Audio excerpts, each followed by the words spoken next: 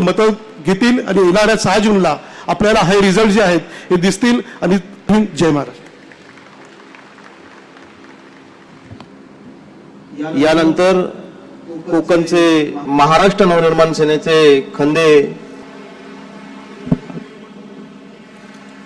महाराष्ट्राचा आराध्य दैवत छत्रपती शिवाजी महाराजांना वंदन करतो. आजच्या या सभेच्या निमित्तानं आमच्या या ठिकाणी व्यासपीठावर नेते असलेले सन्माननीय नितीनजी सरदेसाई, संदीपजी देशपांडे, अविनाशजी जाधव, कामगार नेते आमचे गजाननजी राणे, आमचे प्रवक्ते ज्यांचं भाषेवर प्रभुत्व आहे असे आमचे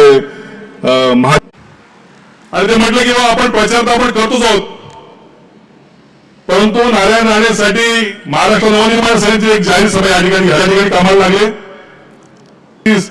सभा यशस्वी होते की नाही, परंतु ज्यांनी टीका केली त्यांनी ते येऊन पाहावं. की आम्ही काही 500 रुपये देऊन आणलेली ही मंडळी नाहीत. त्यामुळे इन्या कुठं असेल, इन्या म्हणजे विनायक, तो सातत्याने, परंतु महाराष्ट्र नवनिर्माण सेनेचा ऍटम बॉम्ब 7 तारखेला तुझ्या पाठी फुटेल आणि हे पार्सल मुंबईत जाईल, ते पुन्हा कोकणात जाण्याची वेळ आली. होतोय देवदार उशीर झाली, त्याचाही विचार न करता त्यांच्या बरोबर गेलो, तरी घेऊन जाणार आहे.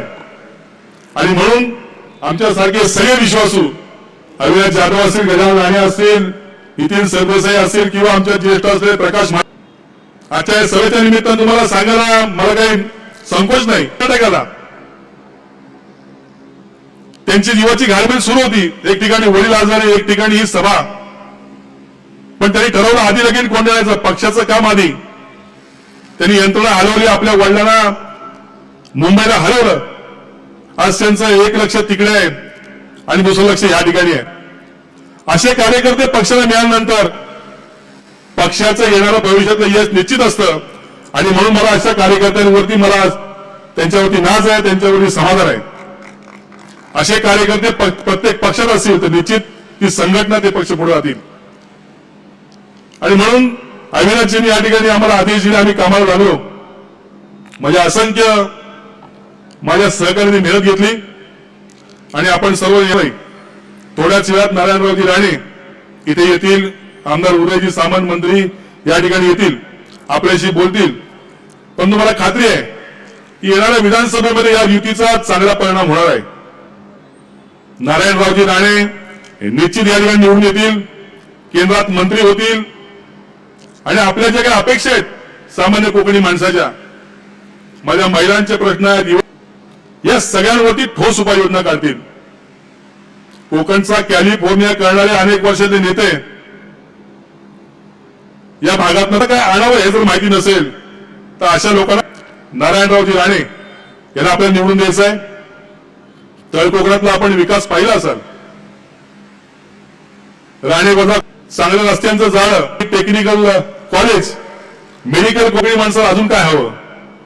मी परवाच्या चिपळूणच्या जाहीर केलाय, तसाच मला रत्नागिरी जिल्हा देखील पर्यटन जिल्हा म्हणून जाहीर करावा आणि केंद्रातल्या योजना या माझ्या कोकणामध्ये आणाव्या, या माझ्या रत्नागिरी जिल्ह्यामध्ये आणाव्या. निश्चित त्यांनी वचन दिलेलं आहे की उद्योगधंदे या कोकणामध्ये आणीन. बेरोजगारांना मुंबईत जायची काही आवश्यकता नाही, माझ्या महिलांना कुठे रोजगार शोधायची गरज नाही. चांगल्या शिक्षणाच्या सुविधा या रत्नागिरी जिल्ह्यामध्ये उभ्या करीन, अशा पद्धतीचं वचन त्यांनी दिलेलं आहे. आणि आम्ही सगळी मंडळी त्यांच्या बरोबरती आहोत. या इथल्या कोकणी जनतेला काय आवश्यक आहे याची कल्पना आम्हाला, कारण आम्ही देखील सामान्य घरातले आहोत.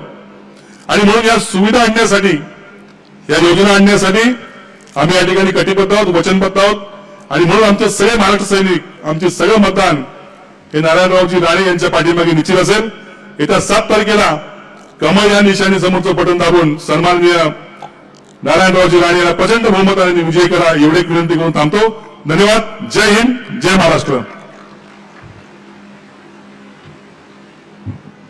निश्चितच वैभवजी, आपण जसं सांगितलं की निवडणूक जरी मनसे महायुतीत असली आणि पाठिंबा देत असली तरी आपले आदरणीय पक्षप्रमुख सन्मान्य श्री राजसाहेब ठाकरे यांच्यावरती महाराष्ट्रातल्या जनतेचा प्रचंड विश्वास आणि प्रेम, आणि त्याच माध्यमातून आज या सभेच्या जाहीर सभेमध्ये काही पक्ष प्रवेश होत आहेत.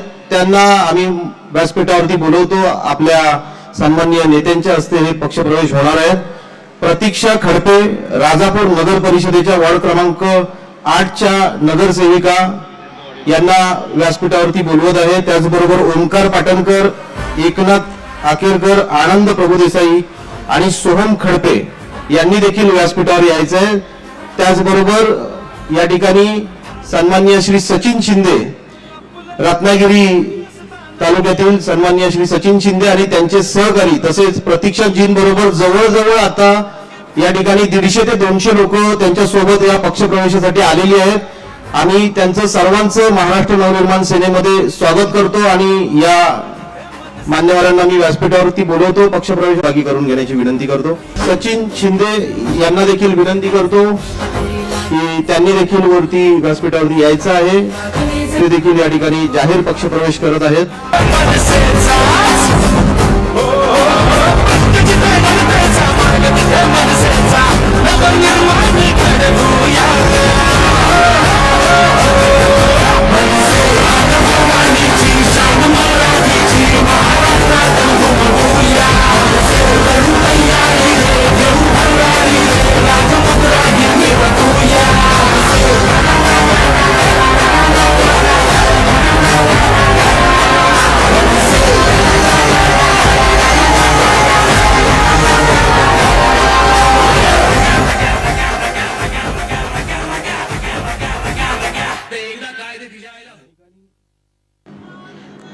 विजय असो.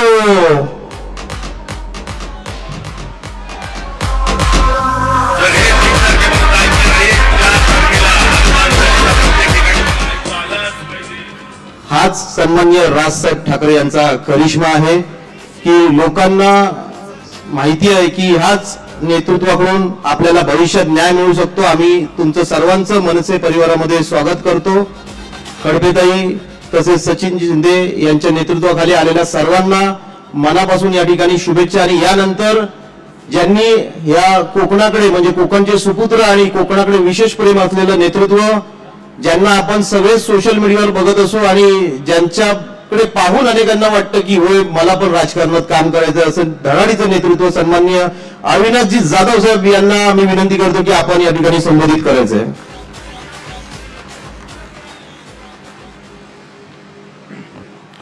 आदरणीय राजसाहेब ठाकरे यांना वंदन करून बोलतो. आदरणीय व्यासपीठावर उपस्थित माझ्या पक्षाचे नेते सन्माननीय सरदेसाई साहेब, संदीप देशपांडे साहेब, प्रकाश महाजन साहेब, वैभव खेडेकर साहेब आणि सगळेच माझे जिल्हाध्यक्ष, भारतीय जनता पक्षाचे जिल्हाध्यक्ष सावंत साहेब आणि जमलेल्या माझ्या बंधू आणि भगिनींनो, खरं तर इतर जिल्ह्यांमध्ये ज्या पद्धतीने प्रचार चालू आहे त्याच परत सुरू देखील केलं, पण जागे दिले होते. आम्ही कुठे ओरडलो? नाशिकचा तुमचा जो खासदार झाला ना तो कोणाचा होता? महाराष्ट्र नवनिर्माण सेनेचा होता ना. 2009ला उद्धव ठाकरेंनी त्यांना पक्षात घेतलं, त्याने त्यांचा उमेदवार केला. प्रयत्न केलात तर सगळे तुमच्या ज्या वेळेला तुम्ही निवडणूक लढाल ना त्यावेळेला सगळे तुमच्या वार्डात आम्ही निवडून येऊ तेव्हा येऊ, पण तुम्हाला लग द्यायच्या घडीला राहू एवढं नक्की. माझ्या पाठी अनेक वक्ते बोलणार आहेत, मला खात्री आहे. राणे साहेबांचा प्रचार करायला आम्ही आलो. खरं तर राणे साहेबांची प्रचार करायची माझी वैयक्तिक लेवलला खूप इच्छा होती. लहानपणापासून मी कोकणातला असल्यामुळे सतत आई वडिलांच्या तोंडातनं, नातेवाईकांच्या तोंडातनं राणे साहेबांचं नाव ऐकायचो की नारायण राणेंनी हे केलं, नारायण राणेंनी ते केलं, नारायण राणेंनी दहशत पण केली. हे सगळं ऐकल्याच्या नंतर आम्हाला नेहमी वाटायचं की नारायण राणे साहेबांना पाहिलं पाहिजे. आज कालांतराने आम्हाला त्यांच्या व्यासपीठावरनं आम्हाला त्यांच्याबद्दल बोलता येतंय, त्यांचा प्रचार करता येत आहे. राणेसाहेब येतील त्यावेळेला आमचे नेते त्यांना मागणी करतीलच, पण माझी एकच मागणी आहे राणेसाहेबांना. राणेसाहेब, रिफायनरी जाऊ दे येऊ दे, जे काय होईल सन्माननीय राजसाहेबांनी त्याच्यावर भूमिका मांडली आहे. कोकणचा कॅलिफोर्निया होईल नाही होईल आम्हाला माहित नाही. मुंबई गोवा एक्सप्रेस हायवे बनवा एवढीच आमची इच्छा आहे. आमचे लाखो कोकणवासीय, आज हजारो कोकणवासीय त्या रस्त्यात दुर्दैवीरित्या मृत्यू पावलेले आहेत. अनेक लोकांचे हात पाय गेलेले आहेत ऍक्सिडेंटमुळे.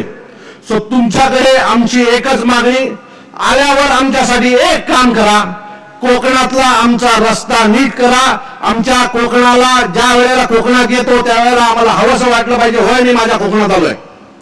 कोकणात येताना आम्ही ज्या वेळेला घरातनं निघतो त्यावेळेला आमच्या आई वडिलांना भीती वाटते. कोकणात येते आम्ही मुंबईकर जे कोकणातले आम्ही मुंबईकर जे आहोत ते नारायण राणेंना मनापासून आशीर्वाद देऊ. ते आलेलो आहोत. सर्व महाराष्ट्र सैनिकांना माझी विनंती आहे, उभं राहायला लावल्यात आणि 800 खुर्च्या भरल्यात. त्यावेळेला असं नाही आहेत, मी त्यांचा मतदार आहे, मी त्यांना मतदान करणार आहे. ज्या बाळासाहेबांनी त्याला मतदान देणार आहेत आणि माझा नेता धनुष्यबाणाला मतदान करणार आहे. नियतीचं कालचक्र असतं. कट कारस्थान करून तुम्ही राजसाहेबाच्या हातून धनुष्यबाण ते हिसकून घेतलं, पण हे कालाचं चक्र पुन्हा त्याच जागी आले आणि हिंदुत्वाच्या प्रश्नावर आज राजसाहेब या लोकसभेला धनुष्यबाणाला मतदान करणार. राजसाहेबांनी भूमिका घेतली, त्याच्यावर खूप लोकांनी टीका केली. राजसाहेब भूमिका बदलतात अजिबात नाही. राजसाहेब जे पटलं जनता पक्षाने राष्ट्रपतीला तिकीट दिलं का आम्हाला देऊ शकले नसते का? महाराष्ट्र निर्माण सेनेची सभा आहे जी महायुतीच्या समर्थनार्थ उभा आहे. राजसाहेबांना पाठिंबा देण्याचे कारण काय? देव, देश आणि धर्म या 3 गोष्टी ठेवून राजसाहेबांनी महायुतीला पाठिंबा दिलेला आहे. आज धरायदा सुव्यवस्था, पीडितांना न्याय, शोषितांना न्याय याला धर्म म्हणतो. तो आज कुठे? किती संकट आले, पण एक लक्षात घ्या, साहेबांनी नरेंद्र मोदीजींना पाठिंबा एवढ्यासाठी दिलाय की नरेंद्र हा जगात कुठेही एकटा फिरू शकतो, त्याचं कुणी काही वाकडं करू शकत नाही, कारण त्याचं राष्ट्र त्याच्या मागे उभा आहे. आज तुम्ही कुठल्या खेड्यावर जा, कुणाला विचारा, तो शेतकरी म्हणतो हो बाबा मला मोदी साहेबांचे पैसे येतात. कुणाला विचारा घरकुलला त्याला पैसे मिळाले. या चांगली गोष्टी मोदीने केला, आम्ही त्याचं कौतुक केलं, म्हणून खुल्या दिला मी त्यांना पाठिंबा दिलेला आहे. आणि त्यात महाविकास आघाडीकडे पहा तुम्ही, ते त्यांचे काँग्रेसचे नेते राहुल बाबा देशभर फिरले. अहो 300 सुद्धा माणसं उभं करू शकले नाहीत लोकसभेला. स्वतःसाठी तर पोरगी शोधलीच नाही, पण 300 उमेदवार सुद्धा त्याला मिळाले नाही. आणि हा माणूस स्वातंत्र्यवीर सावरकरांवर बोलतो, सावरकरांना माफीवीर म्हणतो. मला वाटतं राहुल गांधी विसरले की त्यांच्या पंजासाठी, त्यांच्या खापड पंजाने एकदा इंग्रजाला माफीनामा लिहून दिलेला आहे. हा हिंदू म्हणतो, शर्टवर जानवा घालतो. मला कधी कधी हा प्रश्न पडतो की हा माणूस हिंदू कुठून आहे? बापाकडून हिंदू नाही, आईकडून हिंदू नाही. इथं आमच्या मराठवाड्यात म्हण आहे, मा माली बाप तेली बेटे निघले सय्यद आली. त्याचं दत्तात्रय गोत्र सुरू झालं. आणि यांनी काय सुरू केलं की आता भारतामध्ये आम्ही सत्तेवर आल्यावर सर्व संपत्तीचं आम्ही पुनर्वाटप करू. मोदीजीने बरोबर सांगितलं की आमच्या हिंदूच्या स्त्रियाच्या मंगळसूत्रापर्यंत यांनी हात घातलाय. लगेच गांधी म्हणलं माझ्या आपलं मंगळसूत्र देशासाठी घाण ठेवलं. आईचं मंगळसूत्र सोडा, आता माझ्या भगिनीवर बसले तिथं दाखवतो. तू काय सांगते? घेऊन शिवाजी पार्कवर बाळासाहेबांच्या समाधीवर गेलेल्या बाळासाहेबांची उभी आयात स्वातंत्र्यवीर सावरकरांसाठी गेली. त्यांना घेऊन जाताय. तुम्हाला थोडंसं वाटलं नाही की आपल्या त्याला काय वाटेल? आज तुम्ही ते स्टेजवर उभा राहिलात ज्यावर मुफ्ती महबूबा मुफ्ती होते, फारुख अब्दुल्ला होते. यांची काय देशाविषयी भावना आहे? या महबूबा मुफ्तीचे वडील 1989 ला गृहमंत्री झाले. देशाचे सगळ्यांनी डोळे पेटले. मुस्लिम माणूस देशाचा गृहमंत्री झाला. पुढील 1 वर्षात काश्मीरच्या खोऱ्यातून हिंदू पूर्ण पलायन झालं. शेकडो हिंदू मारले गेले. हे यांचं कर्तृत्व. आणि त्यांच्या मांडीला तुम्ही मस्त शिवाजी पार्क. ज्या बाळासाहेबांनी शरद पवारला मातोश्रीवर आणून मासे खाऊ घातले, पण कधी शिवसेना भवनात नेऊन चहा पाजला नाही. या मुख्यमंत्री पदाच्या लालसेसाठी या शरद पवारच्या नादी तुम्ही लागला. शरद पवारची फार गोष्ट प्रसिद्ध आहे, जुन्या पत्रकाराला माहिती असेल. महाराष्ट्र संसदेमध्ये एक झाड होतं आणि महाराष्ट्र संसदेचा रस्ता करताना शंकरराव चव्हाणकडे गेले. शंकरराव चव्हाण म्हणले नाही नाही, नियमात काय ते बघा. आता नियम तर सांगतो की झाड तोडता येत नाही. मग काही अधिकारी शरद पवारकडे गेले. शरद पवारने ऐकून घेतले, काही नाही चहा बी प्या म्हणले आणि असं सहज बाहेर त्याला सोडायला आले. ते म्हणले यार कशाला एवढी काळजी करता, आमच्याकडे शेजाऱ्याच्या बांधावर जर चांगली झाडं आली तर रात्री मोरचूत घालतेत म्हणले. त्याला अधिकाऱ्याला काय कळायचं, कळलं. त्याने मोरचूत घातलं, ते झाड काही दिवसात वाळलं आणि रस्ता झाला. शरद पवार किती हुशार आहे बघा. संजय राऊतच्या हातून शिवसेनेच्या झाडाला मोरचूत घातलं. ते बरं झालं एकनाथ शिंदेला सुबुद्धी सुचली म्हणून ते काही झाडं घेऊन बाहेर निघाला, नाही तर ते झाड कधीच वाळून गेलेलं असतं. आता या शरद पवारचे काय हाल आहेत, ते शरद पवारचे काय हाल आहेत. राज साहेबांनी बरोबर सांगितलं होतं की शरद पवारने राजकारणात केवळ जातीवाद पेरलेला आहे. शरद पवारची राष्ट्रवादीनं घराघर फोडलेलं आहे. त्याचे शिकार तर आम्ही आहोत. भाऊ भावात ठेवला नाही, काका पुतण्यात ठेवला नाही, मामा भाच्यात ठेवला नाही. याच्या पुढे जाऊन सांगतो, बीड जिल्ह्यात नवरा बायको सुद्धा भांडणं लावले, मरेपर्यंत नवऱ्यानं बायकोचं तोंड बघितलं नाही. ही राष्ट्रवादी का? दुसऱ्याचे घरं फोडताना तुम्हाला काही वाटलं नाही, आजवर कसं वाटतंय. आणि आज शरद पवारचे काय हाल आहेत. तावरेला तुम्ही एवढा त्रास दिला, त्या चंद्रकांत तावरेच्या घरी गेलेत चहा प्यायला. ज्या दादा जाधवरावला तुम्ही, हे लोक देशाचं भलं करणार आहेत. रजा आता ज्यावेळेस मुंबईमध्ये गोंधळ घातला, आमच्या महिला कर्मचाऱ्यांच्या वस्त्रात हात घातला, कुणी यांच्यापैकी माईचा लाल आला नाही. फक्त मी वळवळ करत नाही, ह्यांना करू शकत नव्हते. राम मंदिराचा प्रश्न कोणी सोडवला? राम मंदिराच्या आंदोलनात आम्ही होतो, पण मोदीने आपला शब्द पूर्ण केला. जर आज मोदी नसले असते तर राम मंदिर उभं राहिलं का नसते माहीत नाही. कारण काँग्रेसची तर हे धारणा आहे की राम हे काल्पनिक आहेत, राम सेतू हा काल्पनिक आहे. आज त्याच्यावर तुम्ही उद्धव ठाकरे गेलात. तुम्हाला म्हणून म्हणलं ना की उद्धव ठाकरेने आपल्या हातानं आपला बाप गमावलाय, आपल्या हातानं आपलं पक्ष गमावला, आपल्या हातानं आपलं चिन्ह गमावलंय. त्यासाठी रडण्याची काही गरज नाही. आणि प्रत्येक ठिकाणी जाऊन हेच रडतात. या अशा माणसासोबत राहायचं, स्थान दिलं, गोर गरिबासाठी काम केलं, त्या मोदी सोबत राहायचं. म्हणून आम्ही हा निर्णय घेतलेला आहे, कुठल्या स्वार्थाने घेतला नाही. आणि कायची सुपारी घेतली, काय करायचं का? तुला पाळायची सुपारी घेतली आम्ही, कारण तू कुणाच्या संगतीच आहेस तुला राजसाहेब नाही कळायचे. म्हणून मला आज खूप अभिमान वाटतो. राणेसाहेब इथं नाही आहेत, पण कोकणाचा सुपुत्र म्हणावा असा एकमेव माणूस कोकणात आहे ते म्हणजे राणेसाहेब. आणि जुने लोक सांगतात, अधिकारी सांगतात, पत्रकार सांगतात की या महाराष्ट्रात 2च मुख्यमंत्री असे झाले त्यांना अधिकारी चळचळच कापायचे, ते राणेसाहेब आहेत.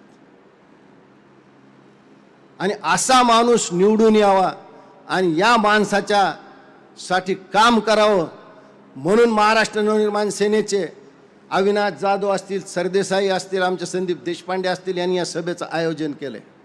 म्हणजे उदात्त हेतू ठेवून, कारण महाराष्ट्र नवनिर्माण सेनेचं हिंदुत्व हे आमच्या शरीरावर चकितलेल्या त्वचेसारखं असतं, ते आमच्यापासून कधीच वेगळं होणार नाही. म्हणून या हिंदू धर्माच्या रक्षणासाठी, या राष्ट्राच्या अभिमानासाठी, या गोरगरीब जनतेसाठी म्हणून आम्ही महायुतीला बिनशर्त पाठिंबा दिलेला आहे आणि तो आमचा पाठिंबा राहील आणि आम्ही त्यांच्यासाठी प्रामाणिकपणे काम करू. एवढं बोलून मी माझे 2 शब्द थांबवतो. जय हिंद, जय महाराष्ट्र. करायचं आहे बाळासाहेब माने, माजी आमदार.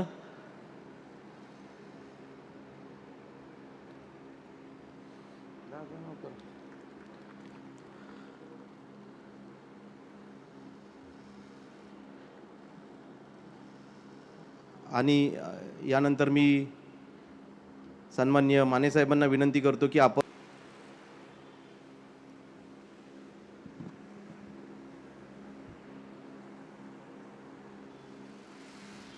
महाराष्ट्राचा आराध्य छत्रपती शिवराय,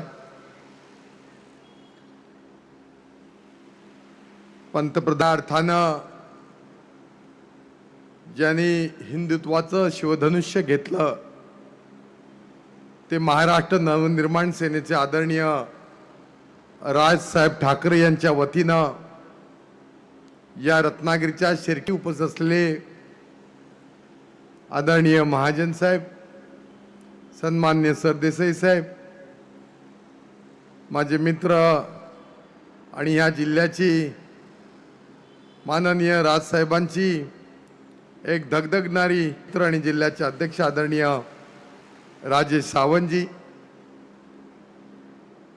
सन्माननीय मंचावरील सर्व महाराष्ट्र नवनिर्माण सेनेचे पदाधिकारी, कार्यकर्ते आणि मोठ्या संख्येनं उपस्थित असलेले महाराष्ट्र नवनिर्माण सेनेचे सगळे सैनिक, मतदार, बंधू भगिनी, पत्रकार मित्रांनो,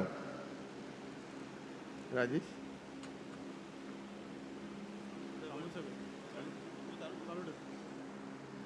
त्यामुळं या देशामध्ये 18व्या लोकसभेसाठी 140 कोटी जनता आज एका नव्या पुन्हा अपेक्षेनं या देशामध्ये नरेंद्र मोदींची तिसऱ्यांदा पंतप्रधान म्हणून सत्ता यावी यासाठी आपण सगळेजण आतुरतेनं वाट पाहतोय।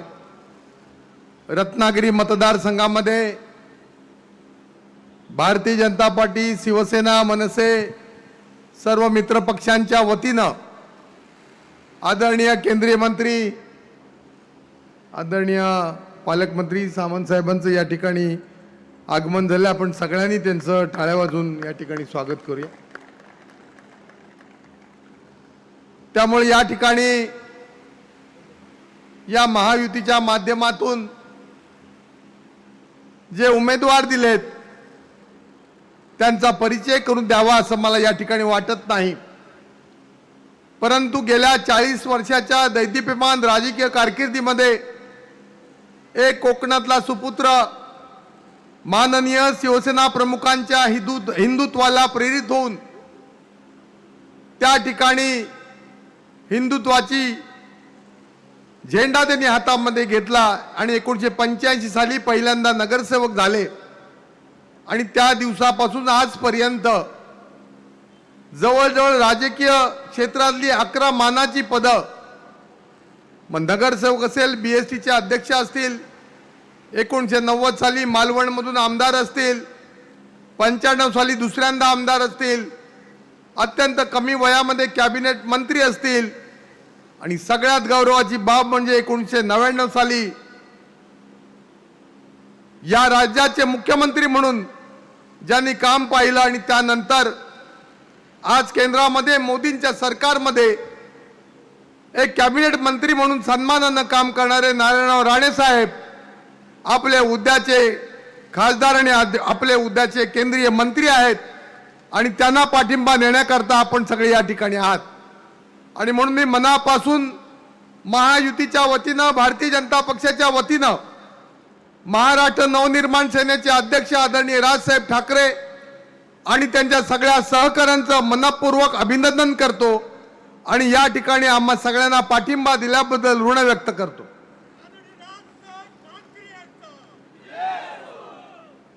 मला आठवतंय सरदेसाई साहेब, मी 2च मिनिटं फक्त घेतोय, सामंत साहेब यानंतर बोलणार आहेत, आपले वक्ते बोलतील, परंतु 2011 साली महाराष्ट्रामध्ये राज्यसभेची पोटनिवडणूक होती आणि त्यावेळेला पृथ्वीराज देशमुख यांनी राजीनामा दिला होता। गडकरी साहेब आमचे राष्ट्रीय अध्यक्ष होते आणि त्यांनी मला म्हटलं की तुला उमेदवारी भरायची आहे राज्यसभेची पोटनिवडणुकीची, 100% निवडून येण्याची खात्री नव्हती कारण ती पोटनिवडणूक असल्यामुळे आपल्याला 145 आमदार संख्याबळाला हवे होते, फक्त भाजपा, तत्कालीन शिवसेना मिळून आम्ही 92 होतो आणि मला आवर्जून या ठिकाणी उल्लेख करत होतोय, नवनिर्माण सेनेचे 12 आमदार त्यावेळेला होते, 11 13 बरोबर, माफ करा, एक फक्त मतदानाच्या वेळेला ते विमानात उशीर आले त्यामुळे मला 12 मतं पडली होती. आपले मुलुंडचे आमदार शिशिर शिंदे. आणि मला आमच्या पक्षाच्या नेत्यांनी सांगितलं, तू आता उमेदवार आहेस, आपण 100% पराभूत होणार आहोत, पण या लोकशाहीमध्ये जय पराजयाची कधी चिंता करायची नसते, आपण लढायचं असतं. आणि जा राजसाहेबांना जाऊन तू त्या ठिकाणी त्यांना विनंती कर. मला आठवतं साहेब, आपण त्यावेळेला होतात, आमचे बाळा नांदगावकर साहेब होते, आणि त्या वेळेला माझं त्या ठिकाणी विचारणा केली राजसाहेबांनी, आणि त्यावेळेला मला खऱ्या अर्थानं राजसाहेबांमध्ये सन्माननीय हिंदू सम्राट बाळासाहेब ठाकरेंच्या रूपानं त्या ठिकाणी मला ते दिसले. ज्या पद्धतीनं बाळासाहेब एखाद्या कार्यकर्त्याची चौकशी करायचे, विचार विनिमय करायचे आणि त्याला पाठीवर थाप मारून पुढे जा सांगायचे. राजसाहेबांच्या मिश्किल स्वभावानुसार त्यांनी काही भाजपबद्दल मला प्रश्न विचारले, मी त्याची नम्रपणानं उत्तरं दिली आणि म्हणे, जा, मनसेचा पाठिंबा आहे, माझे 13 जण तुला मदत करतील, मतदान करतील, आणि मी अभिमानानं सांगतो 100% पराभव होणार होता, पण 13 पैकी 12 मतदान हे मनसेचं झालं, शेका पक्षाचं झालं, आणि आम्हाला त्यावेळेला सुद्धा जवळजवळ 113 मतदान त्या ठिकाणी झालं. याचा मी एवढ्याकरताच उल्लेख करतोय की एक शब्द देणारा माणूस, एक सच्चा मैत्री जगणारा माणूस जर कोण असेल राजकारणामध्ये, किंवा राजकारणाच्या पलीकडे जाऊन काम करणारं जर कोण नेतृत्व असेल, तर ते म्हणजे राजसाहेब ठाकरे. आज अनेक जणांना असं वाटत होतं की राजसाहेब लोकसभेच्या सीटा मागतील, जागा मागतील, राजसाहेब राज्यसभेच्या जागा मागतील, कारण राजकारण म्हटलं बार्गेनिंग करावं लागतं. प्रत्येक पक्षाला वाटतं माझा प्रतिनिधी त्या संसदेमध्ये गेला पाहिजे, माझ्या पक्षाचा प्रतिनिधी विधानसभेमध्ये गेला पाहिजे. परंतु हे सगळं झाल्यानंतर माननीय अमितभाई शहांची त्यांची भेट झाली, राजसाहेब मुंबईमध्ये आले, आणि अनेकांना वाटलं ज्या वेळेला या महाराष्ट्राचा इतिहास लिहायची वेळ येईल तेव्हा 2024 सालामध्ये निरपेक्ष बुद्धीनं नरेंद्र मोदी पुन्हा पंतप्रधान झाले पाहिजेत, म्हणून जर निरपेक्ष बुद्धीनं कोणी पाठिंबा दिला असेल, कोणत्याही प्रकारचं बार्गेनिंग केलं नसेल, तर त्यांचं नाव राजसाहेब ठाकरे आहे, ही इतिहासात नोंद होईल. एक हिंदुत्वाचा विचार घेऊन राजसाहेब काम करतायत. आज अनेक जण हिंदुत्वानी सांगितलं असेल, मोदी साहेबांनी सांगितलं असेल, आम्ही तत्कालीन असलेल्या बाळासाहेब ठाकरेंच्या प्रतिनिधीला आम्ही मतदान केलं आणि त्या ठिकाणी खासदार निवडून दिला. परंतु आज 2019 सालामध्ये आपण सुद्धा सगळ्यांनी मिळून आपण ज्यांना खासदार म्हणून निवडून दिलं ते नंतर मोदींच्या सरकारमध्ये आले नाहीत. ठीक आहे, प्रत्येकाला प्रत्येकी धोरणं विचार असतील, पण ज्यांनी हिंदुत्व म्हणून म्हटलं त्यांनी काँग्रेसला जाऊन साथ दिली. हे महाराष्ट्रातली जनता आणि रत्नागिरी जनता विसरणार नाहीये. अनेक विषय त्या ठिकाणी मतभेद करण्याचे, मतभिन्नता करण्याचे सुरू आहेत. आज सुद्धा रत्नागिरीमध्ये काही नेत्यांच्या सभा आहेत, परंतु अशा वेळेला मी इथली उपस्थिती पाहतोय, त्या सभेपेक्षा इथली उपस्थिती सामंत साहेब जास्त आहे, उपस्थितीमध्ये दिसते. म्हणून आपलं सुद्धा या ठिकाणी मनपूर्वक अभिनंदन करतो. मी फार आपल्याला या ठिकाणी वेळ घेणार नाही आहे. राजसाहेबांसारखं एक नेतृत्व या सगळ्या एकत्रीकरणामध्ये आल्या भविष्यातल्या राजकीय महाराष्ट्राच्या वाटचालीमध्ये नक्की आपण हातामध्ये हात घालून त्या ठिकाणी आपापल्या पक्षाचे चांगले काम करणारे नेते कार्यकर्ते कसे त्या ठिकाणी लोकप्रतिनिधी पार्लमेंट पंचायतीपासून त्या पुढच्या निवडणुका, मी एकच फक्त जाता जाता आपल्याला विधात आणायची झाली तरी तिची चौकशी नीट आपण करतो. आज आपण मतदारांना उद्याच्या 10 दिवसांमध्ये एवढी तुलना सांगा, एका घडवण्याकरता मोदीजींना आपल्यासारख्या सगळ्या तरुणांची, सगळ्या सहकार्यांची आवश्यकता आहे. सबका साथ सबका विकास. आपण हातामध्ये हात घालून सगळ्या महाराष्ट्रामध्ये काम करतोय, मुंबईमध्ये काम करतोय, कोकणामध्ये या ठिकाणी काम करतोय. आणि ज्या वेळेला माननीय शिवसेना प्रमुखांची कोणी हातामध्ये घेतली असेल, एक सच्चा कोकणी आणि जनतेचा विश्वास सन्माननीय पदाला संबोधित करावं. सावित्रीबाई फुले, महाराष्ट्र नवनिर्माण सेनेचे अध्यक्ष सन्माननीय राजसाहेब ठाकरे, श्री नितीन सरदेसाई साहेब, महाराष्ट्राचे उद्योग मंत्री आदरणीय माने साहेब, प्रकाश महाजन साहेब, वैभव खेडेकर जी, माझे सर्व सहकारी महाराष्ट्र सैनिक तिला जाहीर पाठिंबा दिला. अनेक आणि त्यांच्या पायाखालची वाळू सरकली, त्यांच्या पायाखालची जमीन सरकली, लागायचं नाही.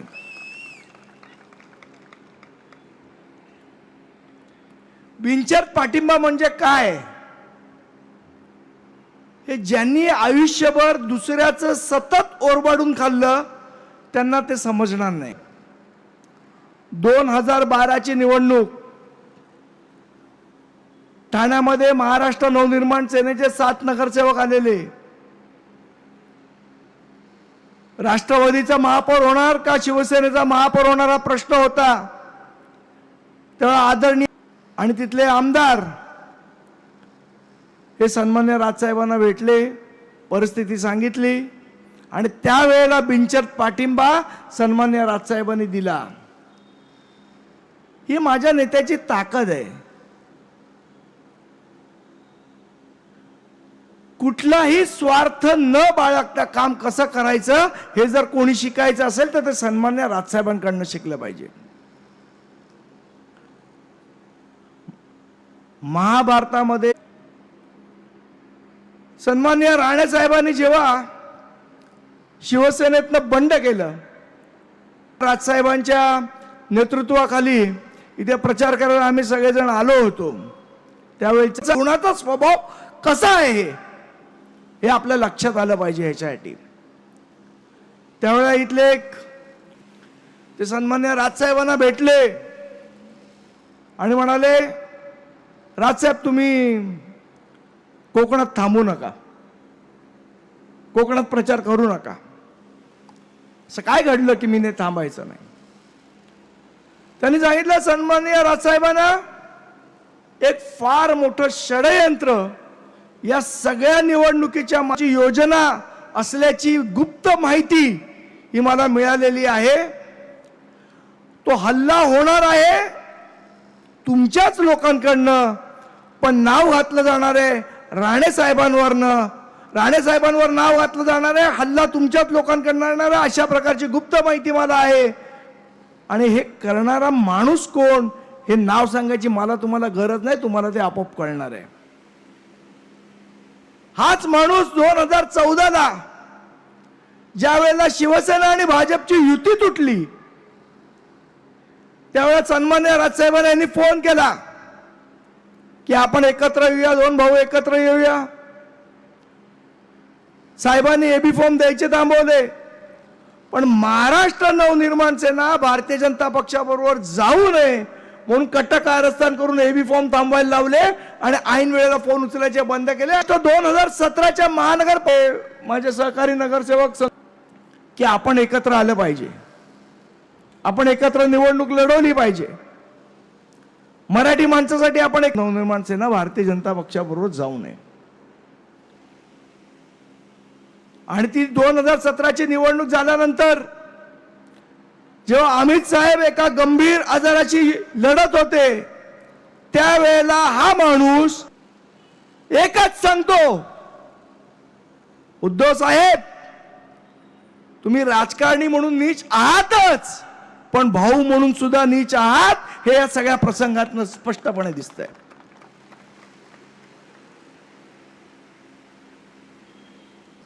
नारायण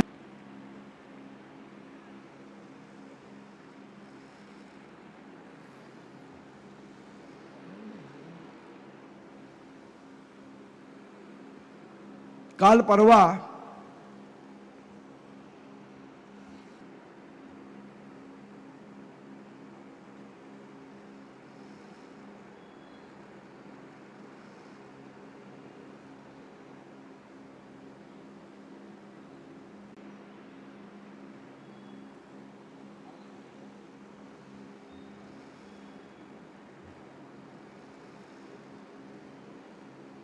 साहेबांना विनंती करतो की शिवछत्री गोब्राह्मण प्रतिपालक क्षत्रिय कुलवंश सिंहासनाधीश्वर महाराज छत्रपती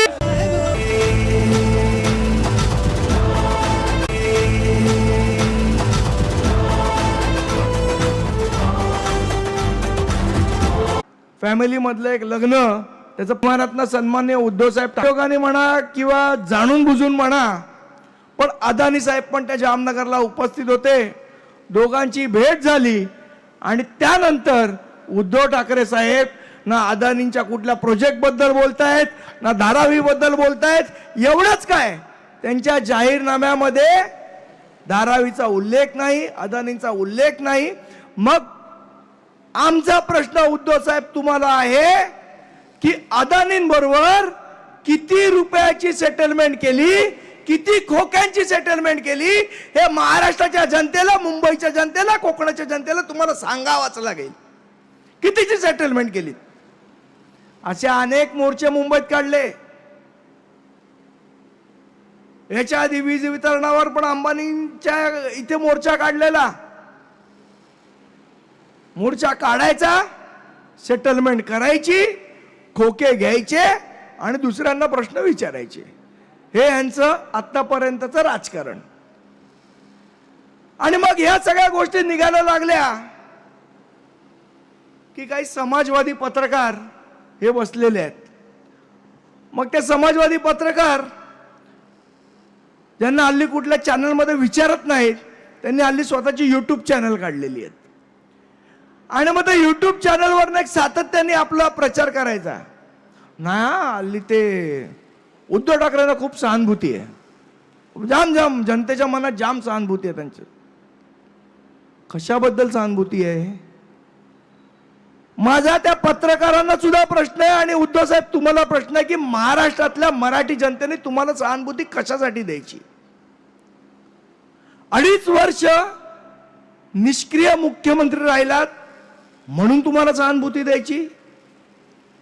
कोरोना काळामध्ये जनतेचे हाल केलेत म्हणून तुम्हाला सहानुभूती द्यायची? महाराष्ट्रातल्या, मुंबईतल्या मराठी जनतेला तुम्ही ट्रेननी प्रवास करू दिला नाहीत म्हणून तुम्हाला सहानुभूती द्यायची? की त्या वाधवान नावाच्या श्रीमंत गडगंज पैसे असलेल्या माणसाला महाबळेश्वरला जायला स्पेशल परमिशन दिलीत म्हणून तुम्हाला सहानुभूती द्यायची? उद्धव साहेब आम्हाला सांगा, तुम्हाला सहानुभूती कशाबद्दल द्यायची? अंबानींच्या घराखाली स्फोटक ठेवणाऱ्या वाझेला तुम्ही संरक्षण दिलं म्हणून तुम्हाला सहानुभूती द्यायची? का आमच्या मराठी माणसाच्या कोरोना काळामध्ये तुम्ही नोकऱ्या घालवल्यात म्हणून तुम्हाला सहानुभूती द्यायची? का आमचे व्यवसाय तुम्ही डुबवलेत म्हणून तुम्हाला सहानुभूती द्यायची? तुमच्या 2.5 वर्षाच्या काळात विकासाचे सगळे प्रकल्प तुम्ही थांबवलेत म्हणून तुम्हाला सहानुभूती द्यायची? तुम्ही मेट्रोचं काम थांबवलं म्हणून तुम्हाला सहानुभूती द्यायची? की आमच्या कोकणचा हायवेचं सगळं काम तुम्ही त्या 2.5 वर्षात थांबवलं म्हणून तुम्हाला सहानुभूती द्यायची? जेव्हा ही अख्खी कोकणाची जनता पुरामध्ये बुडालेली होती, त्रस्त होती, तेव्हा त्यांना तुम्ही आश्वासन देऊन कुठलीही आर्थिक मदत केली नाहीत म्हणून तुम्हाला सहानुभूती द्यायची? की जे व्यापाऱ्यांची दुकानं पाण्याखाली गेलेली त्यांना नुसते हात जोडून तुम्ही मुंबईला परत गेलात म्हणून तुम्हाला सहानुभूती द्यायची?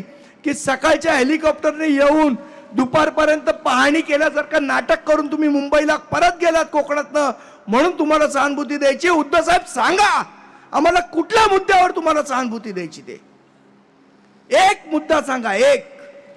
2.5 वर्ष हा माणूस मंत्रालयात सुद्धा आला नाही हो. 2.5 वर्षात 2 वेळेला हा माणूस मंत्रालयात आला नाही. त्याच्या आतलं गेट पण बंद असायचं आणि त्याच्या आतमध्ये पण जायला कोणाला परवानगी नसायची.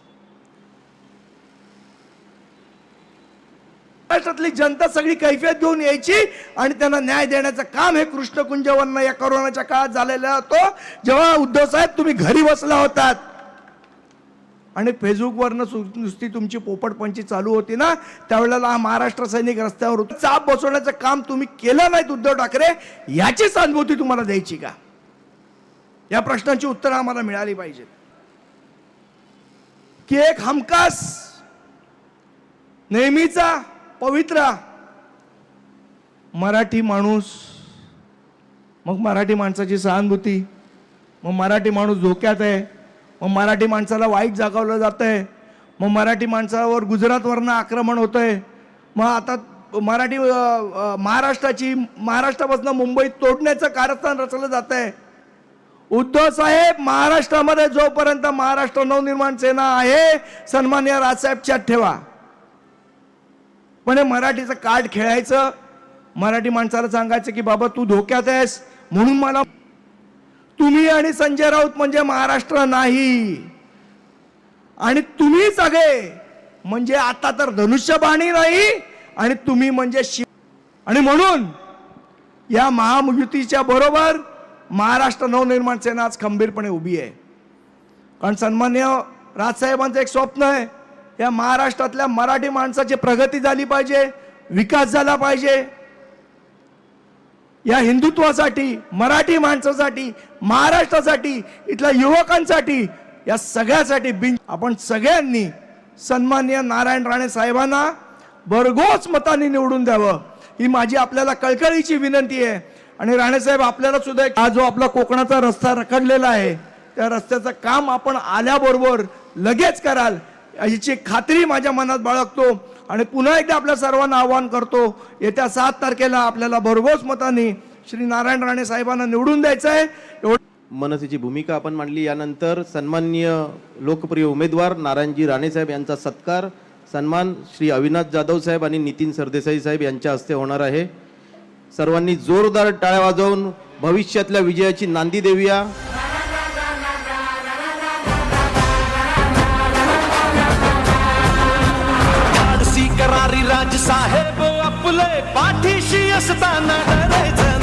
जिरड्याचे ग्रामपंचायतीची सगळी लोक आली होती.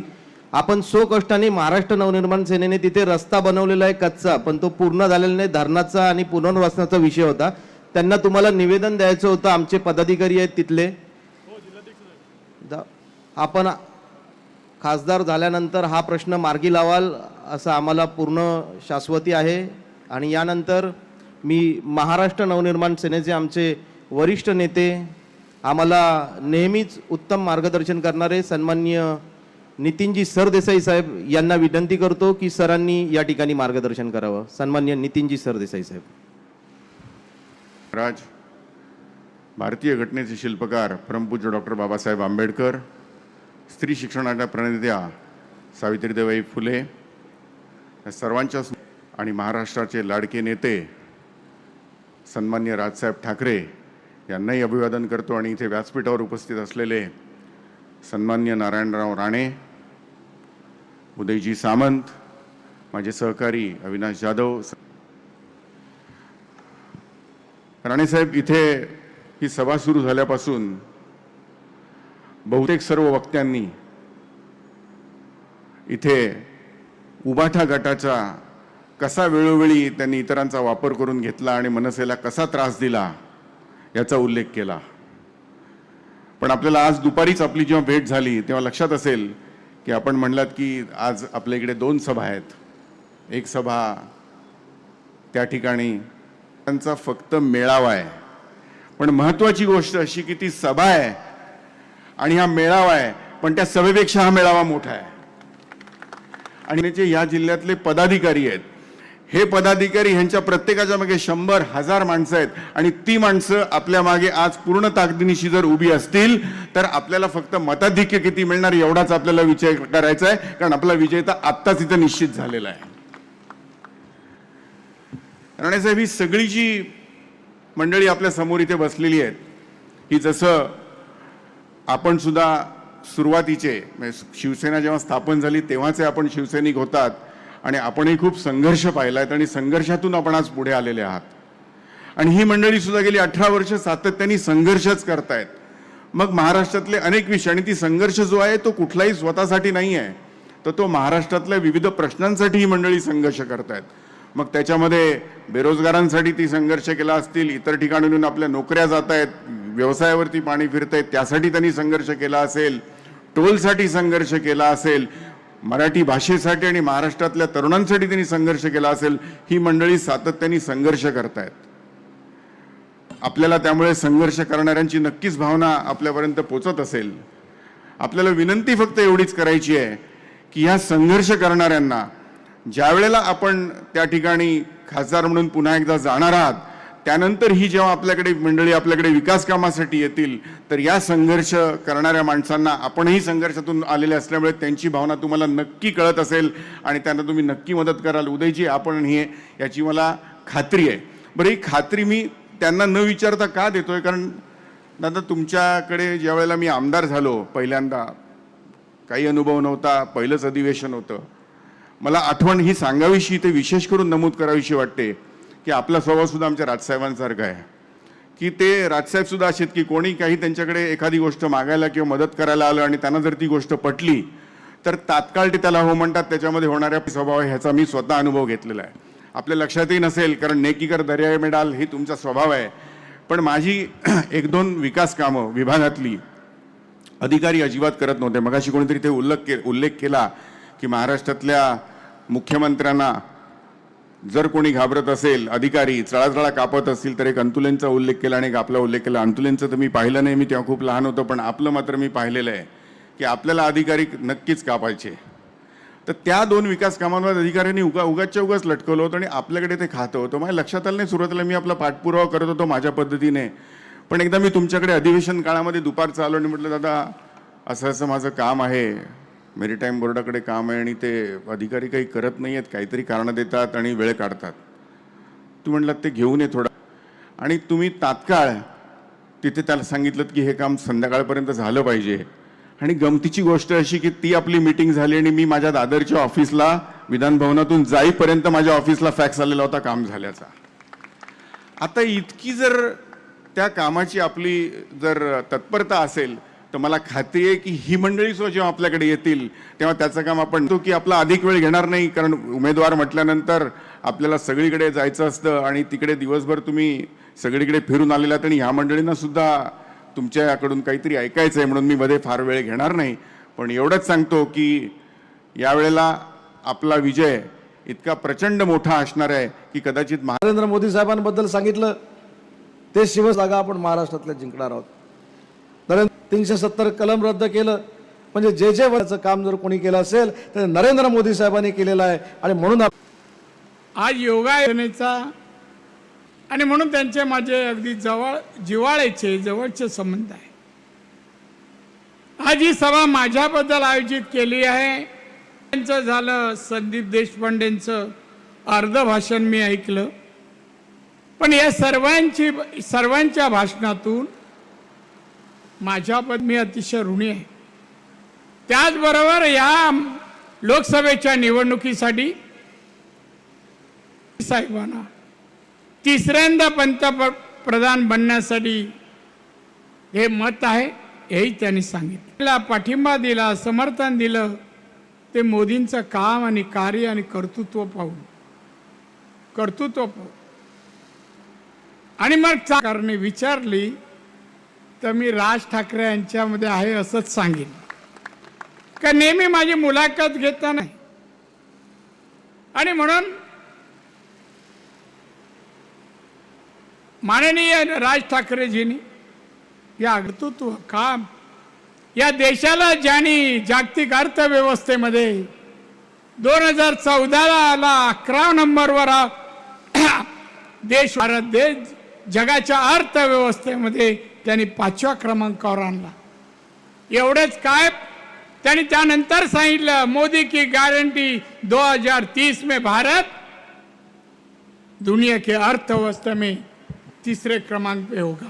तिसरे क्रमांक म्हणजे 3ऱ्या क्रमांकावर बांधव नुसतं भारत 3ऱ्या क्रमांकावर येईल. विविध भागातल्या विविध क्षेत्रातल्या लोकांसाठी मग महिला असो केलेले आहेत 54 विविध म्हणाले ये काम गरीबों के लिए ये मोदी की गॅरंटी आहे हे त्यांनी सांगितलं.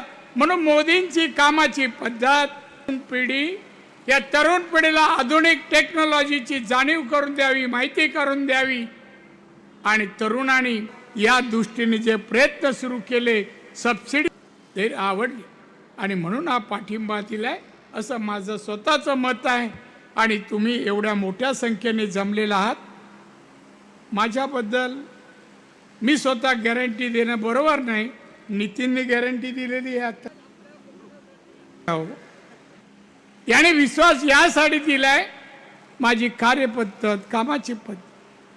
मी का पहिल्यांदाच उमेदवारी मागत नाहीये किंवा मी मागितली नाहीये, पक्षाने दिलेली. पण गेल्या 40 वर्षात विविध पदावर मी जी कामं केली आहेत ती कामं महाराष्ट्राला आणि देशातल्या जनतेने पाहिलेली आहेत. MSMEचा मंत्री म्हणून मागच्या 2 वर्षामध्ये देशाच्या राष्ट्रपती, देशाचे पंतप्रधान मला जे उमेदवारी मिळाली, नक्कीच मी तुम्हाला सांगतो या वेळेला मोदी साहेबांना तुम्ही मत दिलं म्हणजे नारायण राणेला मत दिलं. मी निवडून आलो तर तुम्ही जी कामं सांगितली, आता इथे सांगितलं, हायवेचं काम सांगितलं, अशा अनेक कामं सांगितली. ही कामं वर्षाच्या आत पूर्ण करण्याची माझी उदयची क्षमता आहे आणि ते पूर्ण केली जातील. राहिला प्रश्न मनसेनेच्या सैनिकांचा, माझे सहकारी आहेत. सैनिक आणि माझ्यामध्ये कोणताही फरक मानत नाही. मी कधी साहेब नव्हतो आणि साहेब असणार नाही. मुख्यमंत्री असताना मी बोललोय, मी महाराष्ट्राचा साहेब नाही, मी महाराष्ट्राचा सेवक आहे. आजही माझे सहकारी असलेले मनसेनेचे सैनिक हे माझे सहकारी आहे. त्यांचं काम करणं हा माझा धर्म समजतो आणि भविष्यात तुम्ही हाक मारायची मी ओ म्हटल्याशिवाय राहणार नाही, एवढी आज गॅरंटी देतो, एवढी तुम्हाला गॅरंटी देतो. बाकी मनसेना आणि राज ठाकरेबद्दल काय मी राजकारणाच्या पलीकडचं माझं नातं आहे, आजचं नाही. आणि त्यामुळे जे नातं आहे ते नातं दोन्ही बाजूने आम्ही जोपासतो आहे. राजसाहेबांना मी सांगितलं मला सभा पाहिजे, काही बोलले नाही, त्यांनी आदेश दिले की सभा आपण दिली. कार्यकर्ते, मनसेनेचे कार्यकर्ते स्वतः येऊन सांगतात आम्हाला निरोप पोचलाय. मी नशीबवान आहे की अशा रीतीने आपल्याला प्रेम करणारा एक मित्र, सहकारी मिळाला. त्याबद्दल मी परमेश्वराचा खरंच ऋणी आहे. मी जास्त काही बोलणार नाही. मी नक्कीच सांगतो, आता बाजूला एक सभा होती, मी मुद्दाम एक कार्यकर्त्याला मी बसून ठेवलं होतं. काय बोलतात विचारवंतांची सभा. काय बोलले, पहिले तर मोदींवर टीका, अमित शहांवर टीका, नंतर उमेदवार. अरे त्या उमेदवार बोलूच नको. तू आमच्या शिंदे बिंदे या शिवसेनेला जे का बोलतो ना खोके, आता आम्ही काय बोके नाही सोडले. मातोश्री माझ्या रात्र मी BST चेअरमन, महसूल मंत्री, उद्योग अनेक खाती सांभाळली. वेळ आणि सगळं सांगेन, माझ्या एवढी मातोश्रीची हात बाहेरची माहिती दुसरं कोणाला नाही. उगा तोंड उघडू नको. कोकणात आलायस ना, मी पोलिसांना सांगितलंय, माझ्या नेत्यांना, भाजपच्या नेत्यांना आणि पंतप्रधान आणि अमित शहाना जर बोलशील ना, रस्ता बंद करून टाकीन. मी सोडणार नाही. पोलिसांनी बंदोबस्त करावा, सांगावं त्यांना इथे अपशब्द बोलायचे नाही. छत्रपती शिवाजी महाराजांच्या पदस्पर्शाने पुनीत झालेली हा कोकण आहे. आम्हाला स्वाभिमान शिकवला महाराजांनी आणि बाळासाहेब ठाकरेंनी पण. जे का आज आम्ही आहोत, मी मानतो मी बाळासाहेब ठाकरेंमुळे त्यांनी मला घडवलं. याचा काही नाही. हा विकृत माणूस आहे. दुसऱ्याला चांगलं काय म्हटलं की त्याला पोटसूड सुटतो. एक नवीन गाडी कोणी घेऊन आला आणि साहेबांना साहेब गाडी, तो गेला का परत हा बोलणार पैसे आणले कुठून, अरे का तू दिलेस की काय. एकदा विकृत आणि दुसऱ्याला नाव ठेवणं आणि स्वतःची किंमत शून्य. इथे आज सांगितलं, मला वाटतं 2.5 वर्ष मुख्यमंत्री, 2 दिवस फक्त मंत्रालयात, 2 दिवस. या कोकणासाठी एक केलेलं काम सांगावं. आता हे करीन ते, अरे 2.5 वर्षात केलं नाही. एखादा रस्ता, एखादं ब्रिज, एखादी शाळा, एखादं कॉलेज, एखादं हॉस्पिटल काय दिलं. अरे अतिवृष्टीमुळे आम्ही पैसे मागितले तेही देऊ शकला नाही. देण्यासाठी कळलं पाहिजे हो. मी पाहिलं 39 वर्ष जवळ होतो. साहेब संजय नारायण तो चाललाय दौऱ्याला, त्याला जरा सांग तो विषय समजून टिप्पणी देऊनही भाषण करता आलं. सगळ्यात म्हणजे लाज महाराष्ट्राची घालवली.